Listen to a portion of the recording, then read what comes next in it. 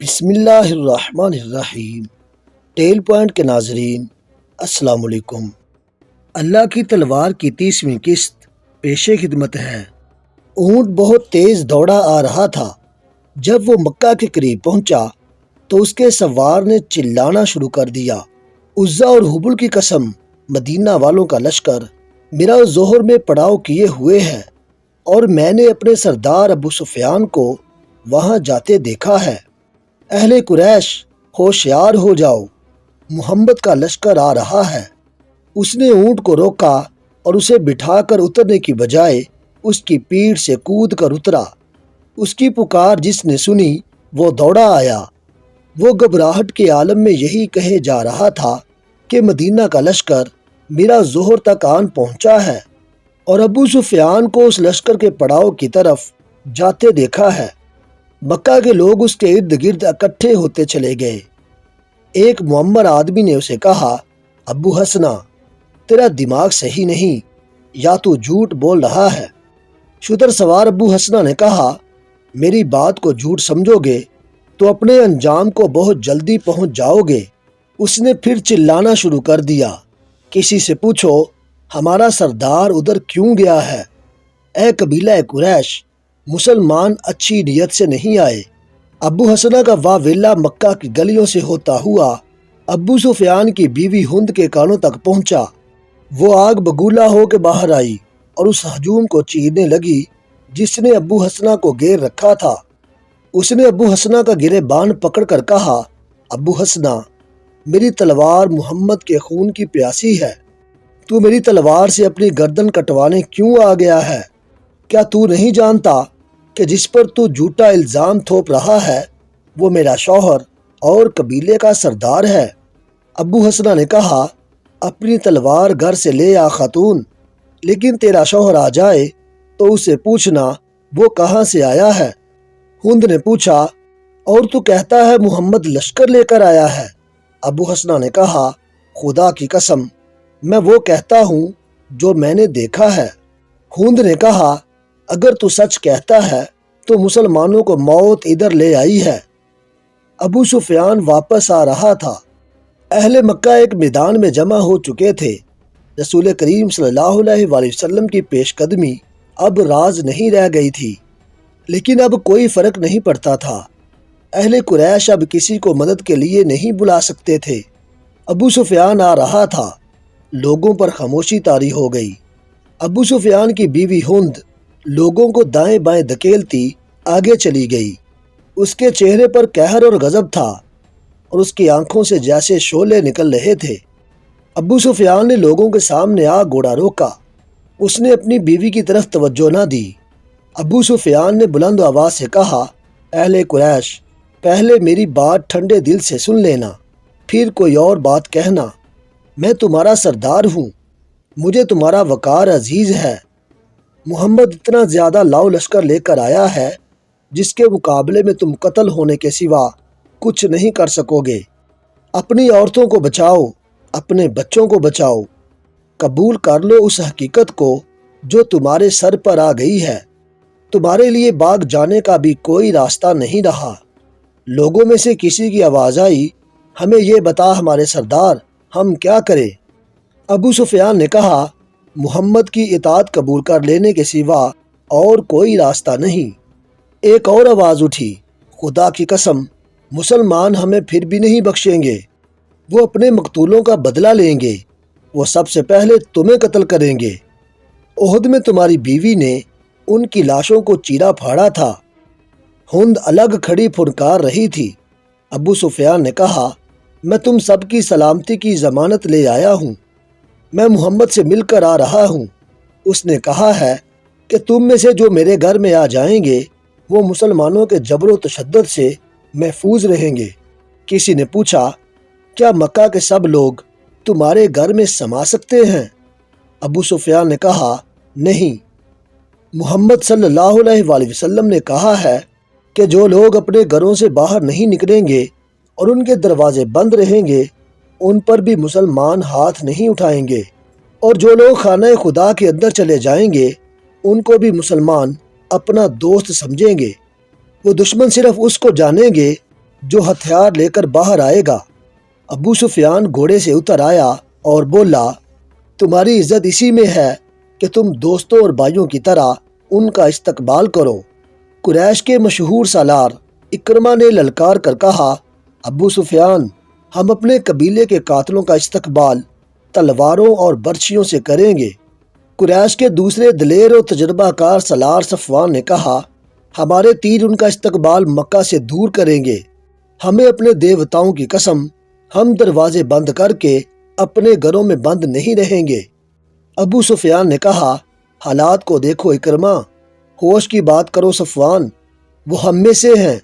آج خالد محمد کے ساتھ جا ملا ہے، تو مت بھول کہ اس کی بہن فاختہ تمہاری بیوی ہے۔ کیا تو اپنی بیوی کے بھائی کو قتل کرے گا؟ کیا تجھے یاد نہیں رہا کہ میری بیٹی ام حبیبہ محمد کی بیوی ہے؟ کیا تو یقین نہیں کرے گا کہ میں اپنے قبیلے کی عزت اور ناموس کی خاطر مدینہ گیا تو میری اپنی بیٹی نے میری بات سننے سے انکار کر دیا تھا۔ میں محمد کے گھر میں چار پائی پر بیٹھنے لگا تو ام حبیبہ نے میرے نیچے سے چار پائی پر بچھی ہوئی چادر کھینچ لی تھی۔ باپ اپنی بیٹی کا دشمن نہیں ہو سکتا صفوان۔ مکہ کے لوگوں میں اکرمہ اور صفوان اور دو تین اور آدمیوں کے سوا اور کسی کی آواز نہیں سنائی دے رہی تھی۔ مورخوں نے لکھا ہے کہ قبیلہ قریش کی خاموشی ظاہر کرتی تھی کہ ان لوگوں نے ابو سفیان کا مشورہ قبول کر لیا ہے۔ ابو سفیان کے چہرے پر اطمینان کا تاثر آ گیا، مگر اس کی بیوی ہند جو الگ کھڑی پھنکار رہی تھی تیزی سے ابو سفیان کی طرف بڑھی اور اس کی مونچھیں جو خاصی بڑی تھی اپنے دونوں ہاتھوں میں پکڑ لیں۔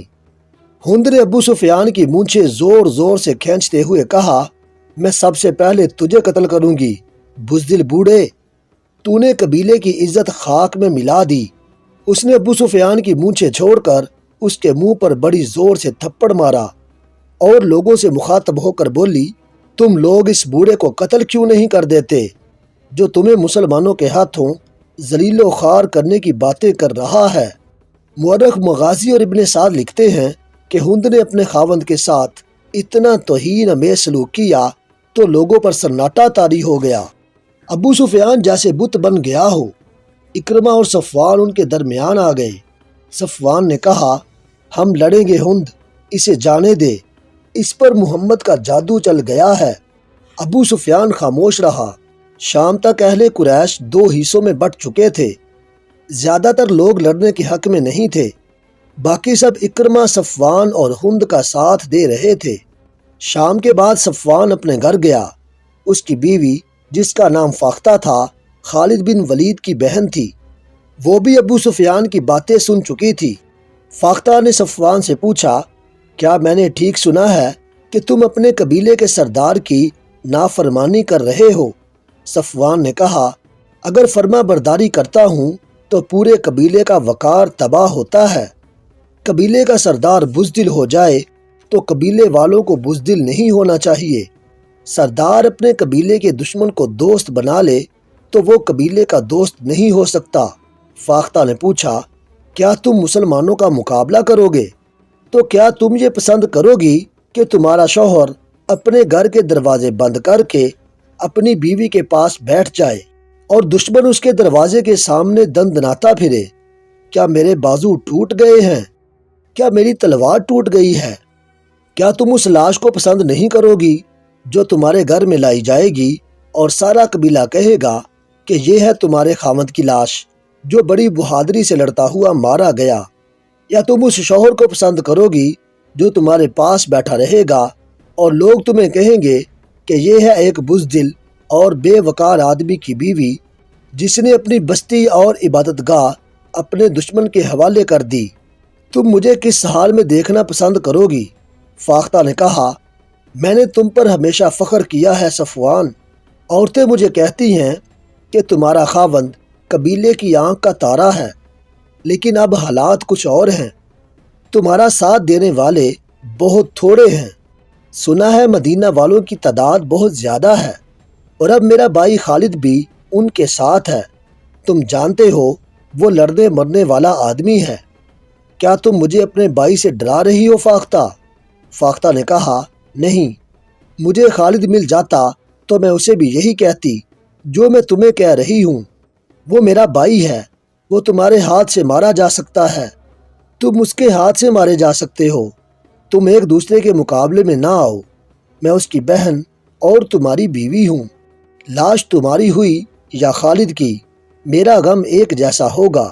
صفوان نے کہا، یہ کوئی عجیب بات نہیں فاختہ، دشمنی ایسی پیدا ہو گئی ہے کہ باپ بیٹے کا اور بھائی بھائی کا دشمن ہو گیا ہے۔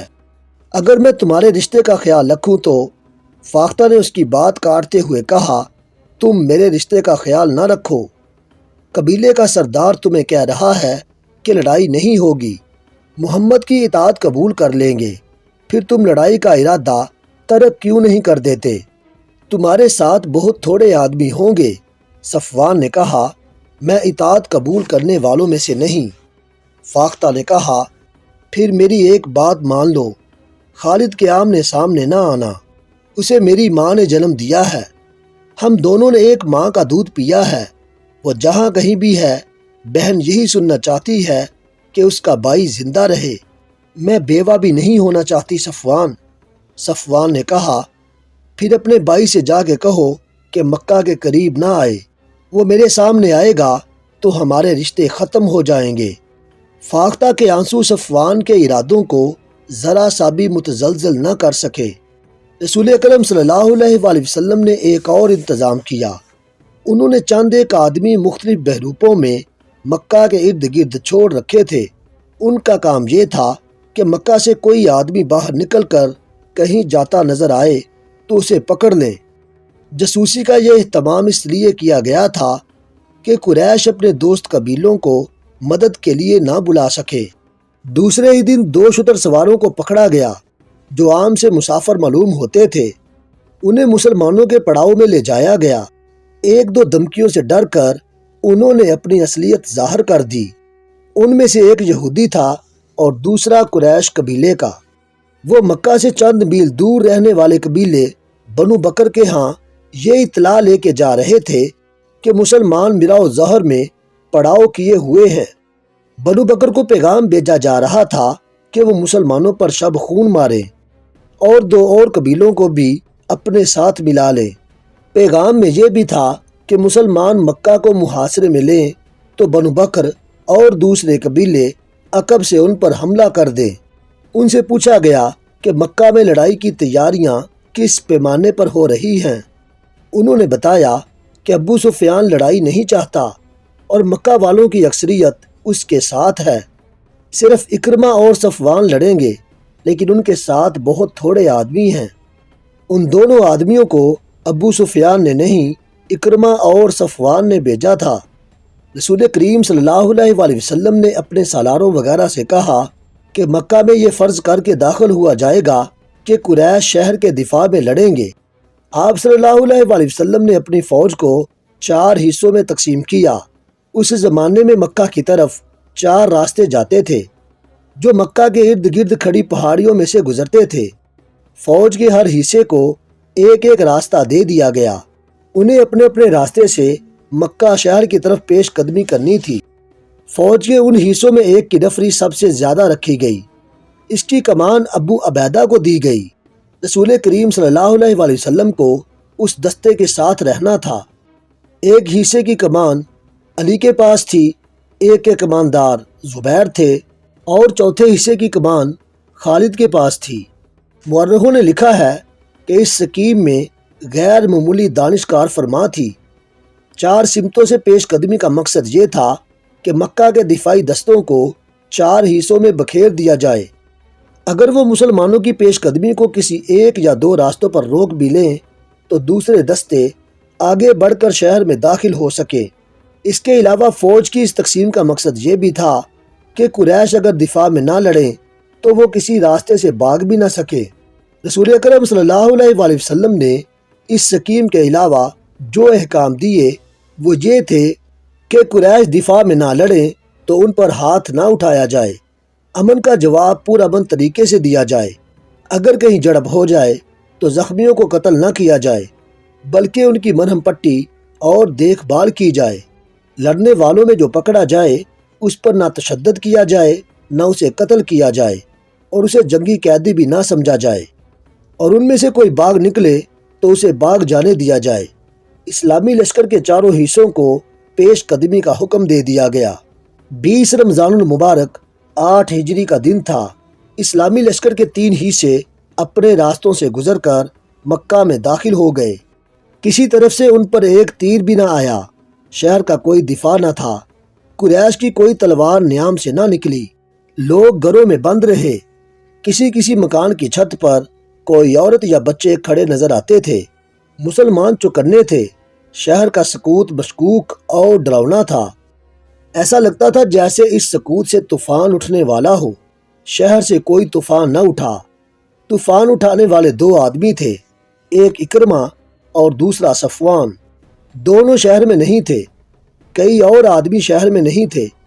وہ قریب ہی کہیں چھپے ہوئے تھے۔ وہ رات کو باہر نکل گئے تھے۔ ان کے ساتھ تیر انداز بھی تھے۔ یہ ایک جیش تھا جو اس پہاڑی راستے کے قریب جا پہنچا تھا جو خالد کے دستے کی پیش قدمی کا راستہ تھا۔ اکرمہ اور صفوان کو معلوم نہیں تھا کہ اس اسلامی دستے کے قائد خالد ہیں۔ اکرمہ اور صفوان کا ایک آدمی کہیں بلندی پر تھا۔ اس نے خالد کو پہچان لیا اور اوپر سے دوڑتا نیچے گیا۔ اس آدمی نے صفوان سے کہا، اے صفوان، کیا تو ہمیں اجازت دے گا کہ تیری بیوی کے بھائی کو ہم قتل کر دیں؟ میری آنکھیں دھوکہ نہیں کھا سکتی، میں نے خالد کو دیکھا ہے۔ صفوان نے کہا، اپنے قبیلے کی عزت اور غیرت سے بڑھ کر مجھے کوئی اور عزیز نہیں۔ اگر خالد میری بہن کا خاوند ہوتا تو آج میں اپنی بہن کو بیوہ کر دیتا۔ اکرمہ نے کہا، مت دیکھو کون کس کا بھائی، کس کا باپ اور کس کا خاوند ہے۔ خالد میرا بھی کچھ لگتا ہے، لیکن آج وہ میرا دشمن ہے۔ خالد کا دستہ اور آگے آیا تو اس پر تیروں کی پہلی بوچھاڑ آئی۔ خالد نے اپنے دستے کو روک لیا۔ خالد نے بڑی بلند آواز سے کہا، اے اہل قریش، ہمیں راستہ دے دو گے تو محفوظ رہو گے۔ ہمارے رسول اکرم صلی اللہ علیہ وآلہ وسلم کا حکم ہے کہ اس پر ہاتھ نہ اٹھانا جو تم پر ہاتھ نہیں اٹھاتا۔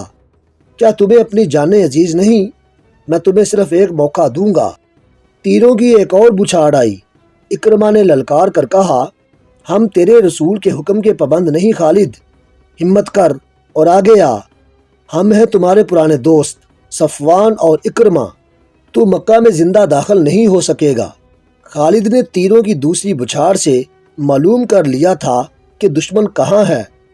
خالد نے اپنے دستے کو روک کر پیچھے ہٹا لیا اور اپنے کچھ آدمیوں کو پہاڑیوں کے اوپر سے آگے بڑھنے اور تیر اندازوں پر حملہ کرنے کے لیے بھیج دیا۔ اکرمہ اور صفوان خالد کے ان آدمیوں کو نہ دیکھ سکے۔ تھوڑی سی دیر میں یہ آدمی دشمن کے سر پر جا پہنچے۔ وادی سے خالد نے حلہ بول دیا جو اس قدر تیز اور شدید تھا کہ قریش کے پاؤں اکھڑ گئے۔ خالد نے اوپر سے بھی حملہ کرایا تھا اور نیچے سے بھی۔ خالد للکار رہے تھے، کہاں ہو اکرمہ، کہاں ہو صفوان؟ وہ دونوں کہیں بھی نہیں تھے۔ وہ خالد کے حلے کی تاب نہ لا سکے اور خالد کو نظر آئے بغیر کہیں بھاگ گئے۔ ان کا جیش بھی لاپتہ ہو گیا۔ پیچھے قریش کی 12 لاشیں رہ گئی۔ مختصر سی اس جھڑپ میں 2 مسلمان حبش بن اشر اور کوز بن جابر فہری شہید ہوئے۔ بقیہ حصہ انشاءاللہ ہم اگلی اقساط میں بیان کریں گے۔